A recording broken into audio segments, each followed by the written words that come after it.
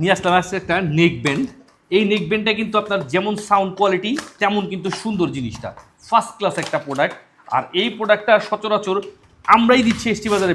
কি ব্যাপার মামা, নেক ব্যান্ডটা গেল কই? মামা জানি না তো মামা।